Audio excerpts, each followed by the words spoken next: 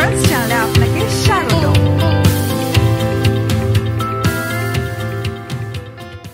Hello everyone, PHP expert আয়োজিত ডেভকনে সবাইকে স্বাগতম। আমি নুরুজ্জামান মিলন, সফটওয়্যার ডেভেলপমেন্ট ইঞ্জিনিয়ার 2 হিসেবে অ্যামাজনের ভ্যাঙ্কুভার ক্যাম্পাসের অ্যামাজন পেমেন্টস ওয়ার্কে কাজ করছি।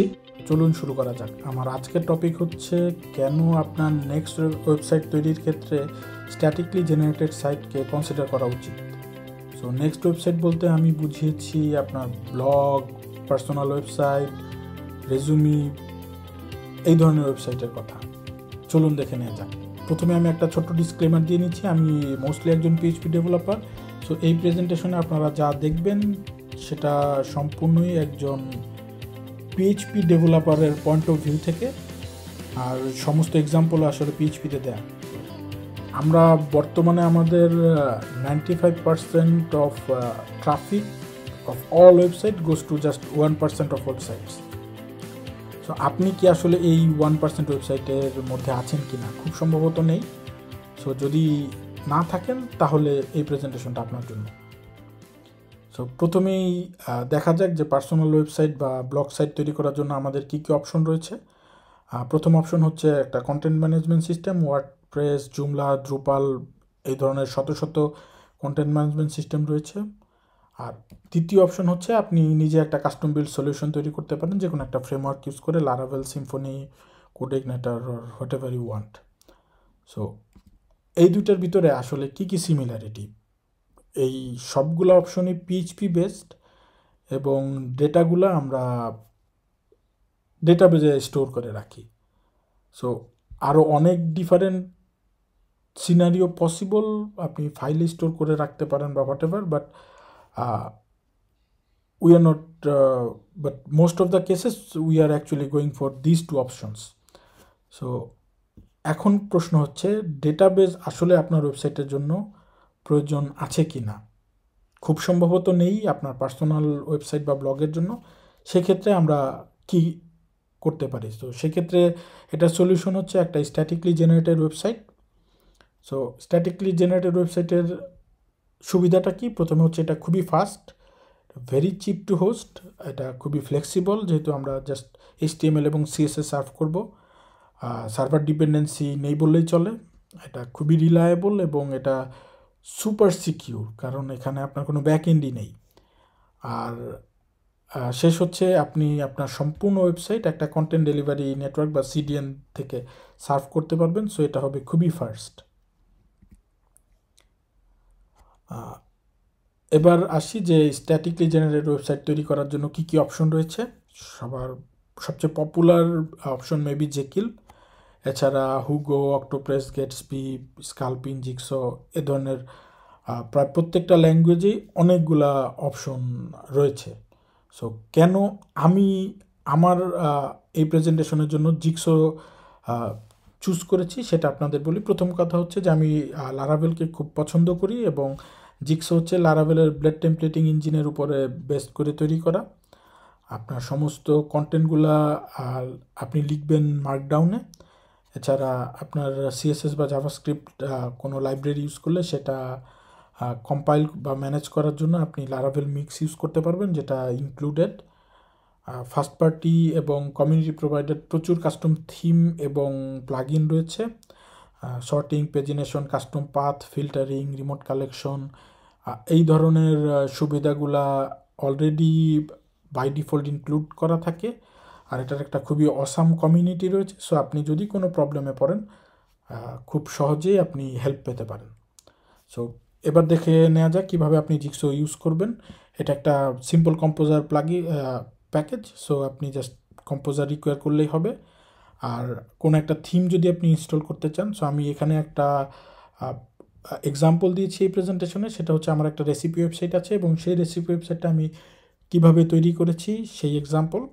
সো এখানে আপনি, এবং সেটার জন্য আমি যেই একটা third party plugin theme as a plugin হিসেবে ইউজ করেছি, সেটা কিভাবে আপনি ইনস্টল করবেন সেটা আপনি দেখতে পাচ্ছেন। জাস্ট ইনিট দেন প্লাগইনের নেম। তারপরে হচ্ছে যে আপনি আপনার সাইটটা কীভাবে বিল্ড করবেন। সো জিক্সো একটা কম্পোজার বাইনারি হিসেবে আসে। সো আপনি ভেন্ডর বিন জিক্সো, দেন আপনি সার্ভ এই কমান্ডটা দিলে সে প্রথমে পুরো সাইটটা বিল্ড করবে, দেন আপনার লোকাল হোস্টের 8080 পোর্টে লোকাল হোস্টের 8000 পোর্টে সার্ভ করা শুরু করবে। সো আপনি দেন আপনার ব্রাউজারে জিনিসটা দেখতে পারবেন। এরপর কথা হচ্ছে যে আপনি আপনার সাইট কিভাবে হোস্ট করবেন। সো হোস্টিংয়ের জন্য আপনি গিটহাব পেজ বা নেটলিফাই, আমি আমার এই সাইটের জন্য নেটলিফাই ইউজ করেছি। সো সেটা আমি দেখাবো। সো প্রথম কথা হচ্ছে যে স্ট্যাটিক জেনারেটেড সাইটের কথা আসলে আমাদের কিছু মিসিং ফিচারের কথা মনে পড়ে। আর সবচেয়ে বেসিক হচ্ছে একটা কন্ট্যাক্ট ফর্ম। আপনি আপনার সাইটে একটা কন্ট্যাক্ট ফর্ম চাইতে পারেন। সো প্রচুর সার্ভিস রয়েছে যারা ফ্রিতে আপনাকে সেই সুবিধাটা দেয়। সো নেটলিফাই নিজেই দেয়, এছাড়া ফর্মস্প্রি, টাইনি লেটার, এই ধরনের প্রত্যেকটা মেইল প্রোভাইডারই কোনো না কোনো সার্ভিস দিচ্ছে ফ্রিতে। সো আপনি এই ধরনের একটা সার্ভিস খুব ইজিলি ইউজ করতে পারেন। জাস্ট আপনি রেজিস্টার করবেন, দেন আপনি আপনার সাইটে ইনক্লুড করে নেবেন। এবার আসি কীভাবে আপনি আপনার সাইটে আরএসএস ফিড অ্যাড করতে পারেন। সো যে কোনো পিএইচপির আরএসএস ফিড রাইটার প্যাকেজ আপনি জিক্সোর সাথে ইউজ করতে পারেন। আমি এখানে একটা আরএসএস ফিড রাইটার ইউজ করেছি। সো আপনি প্রথমে যেটা করবেন, আপনি আপনার জিক্সোর যেই কম্পোজার ফাইল, সেখানে আপনি একটা ফোল্ডার ক্রিয়েট করবেন এবং সেই ফোল্ডারটা PSR4 অটোলোড করে নেবেন। দেন যেটা হবে যে জিক্সো যখন সাইটটা বিল্ড করে তখন কিছু ইভেন্ট আছে বা হুক আছে। সেই ইভেন্ট বা হুকে আপনি বিভিন্ন ফিচার অ্যাড করতে পারেন। সো আমি আফটার বিল্ড যে হুক আছে সেখানে আমি জেনারেট ফিড নামে একটা ক্লাস তৈরি করেছি, এবং সেই ক্লাসটা কিভাবে এই ফিডটা জেনারেট করবে সেটা আমি আফটার বিল্ড হুকে আপনার জিক্সোর হোম ফোল্ডারে যে bootstrap.php যে ফাইলটা রয়েছে সেখানে আপনি হুক করে নিতে পারেন। সো আর এই সমস্ত আরএসএস ফিল্ডটা আমি রাইট করতেছি আমার জিক্সোর যেই বিল্ড ফোল্ডার, যেটা আমি আসলে কোনো একটা হোস্টিং প্রোভাইডার গিটহাব পেজেস ও নেটলিফাইতে সার্ভ করব, সেই বিল্ড ফোল্ডারের হোমে feed.xml নামে একটা ফাইলে আমি সমস্ত জিনিসটা ডাম্প করতেছি। দেন হচ্ছে আপনি সাইট ম্যাপ কীভাবে জেনারেট করবেন। সেম যে কোনো সাইট ম্যাপের প্যাকেজ আপনি ইউজ করতে পারেন। আমি এখানে স্যামডার্কের খুব পপুলার একটা সাইট ম্যাপের প্যাকেজ আছে, সেটা ইউজ করতেছি, এবং সেমভাবে একটা জেনারেট সাইট ম্যাপ ক্লাস আমি তৈরি করে নিয়েছি, এবং সেটা আফটার বিল্ড হুকে জাস্ট হুক করে নিয়েছি। সো চলুন জাস্ট চট করে কোডটা দেখে আসা যাক। আপনি এখানে দেখতে পাচ্ছেন জেনারেট সাইট ম্যাপ। সো আপনি কোনো ফাইল যদি আপনার সাইট ম্যাপ থেকে এক্সক্লুড করতে চান, যেমন আপনার অ্যাসেটগুলার দরকার নেই, বা যে কোনো ফেবিকন বা 404 পেজ এগুলার দরকার নেই, এগুলো বাদে আপনি আপনার সাইটের জন্য সমস্ত যেই প্যাকেজগুলো আছে, সমস্ত যে পোস্টগুলো আছে সেই পোস্টটা আপনি নিয়ে নেবেন এবং এটা আপনি আপনার সাইটে অ্যাড করে দেন রাইট করে দেবেন। সো এই কোডটা আমি দিয়ে দিব, আপনারা গিটহাব থেকে এই সমস্ত কোডগুলো দেখে নিতে পারবেন। সো দেন আসে কমেন্টিংয়ের কথা। সো আপনি আপনার সাইটে কিভাবে কমেন্ট ফিচার অ্যাড করতে পারেন। সো নর্মালি কমেন্টিংয়ের কথা চিন্তা করলেই আমাদের মাথায় চলে আসে যে আমাদের ডেটাবেস লাগবে, কিন্তু ডিসকাস নামে একটা সফটওয়্যার আছে, সার্ভিস আছে, যেটা খুব ইজিলি আপনার সাইটে কমেন্ট ফিচার অ্যাড করতে দেয়। সো আমি এখানে সেই কাজটাই করেছি, এবং জাস্ট আপনাকে রেজিস্ট্রেশন করতে হবে, এবং বাকি কি করতে হবে সেটা ওদের ওইখানে দেয়াই থাকে। এবং এই প্রেজেন্টেশনের যতটুকু কোড দেখতে পাচ্ছেন এইটুকুই আসলে আপনার করতে হবে কমেন্টিং ফিচার অ্যাড করার জন্য। দেন আসতেছে সার্চ। আপনি আপনার স্ট্যাটিকলি জেনারেটেড সাইটে কীভাবে সার্চিং অ্যাড করতে পারেন।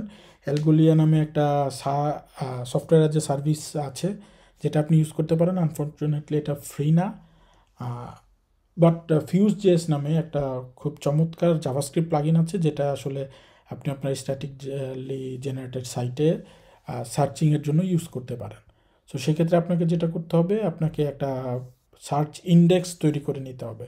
সো এখানে আমি সেটাই করেছি। প্রথমে একটা সার্চ ইন্ডেক্স তৈরি করে নিয়েছি, দেন এই ইন্ডেক্সটা আমার থাকছে আমার বিল্ড ফোল্ডারের index.json ফাইলে।